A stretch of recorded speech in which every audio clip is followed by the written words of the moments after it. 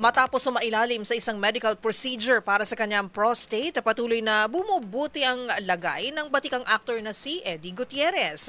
At Sex Bomb Girls member namang si Jopay Pagya Zamora, inoperahan sa tuhod. Ang positive health update ni Rufa Gutierrez tungkol sa kanyang ama at naging operasyon kay Jopay sa Showbiz Report na ito. Patuloy na nagpapagaling ang veteran actor na si Eddie Gutierrez sa Singapore. Kwento ng kanyang anak na si Rufa, maganda ang naging resulta matapos ang operasyon sa iniindang spine infection ng ama. Kumakain na raw ito ulit at umaasa silang muling makakalakad ang batikang aktor. Higit 1 linggo nang nasa Singapore ang pamilya Gutierrez at isang check-up na lang daw ni Eddie sa kanyang urologist ay maaari na itong makauwi sa bansa. Sa huli, labis ang pasalamat ni Rufa sa lahat ng mga patuloy na nagdarasal para sa paggaling ng kanyang ama.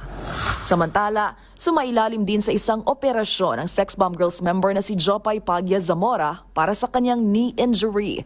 Sa post nga ng dancer kalakip ang kuhang larawan sa ospital, may pa-hashtag pa itong Jopay, kamusta ka na? Mula sa hit song Jopay ng Mayonnaise at hashtag Laban, walang babawi.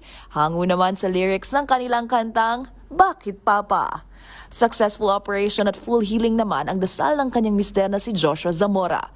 Magunita na noong nakaraang linggo lang nang isinugod sa ospital si Jopay matapos mabagsakan ng tiles ang kanyang ulo at likuran. Sa Pebrero, nakatakdang ganapin ang round 3, 4 at 5 ng Get Out reunion concert ng Sex Bomb Girls.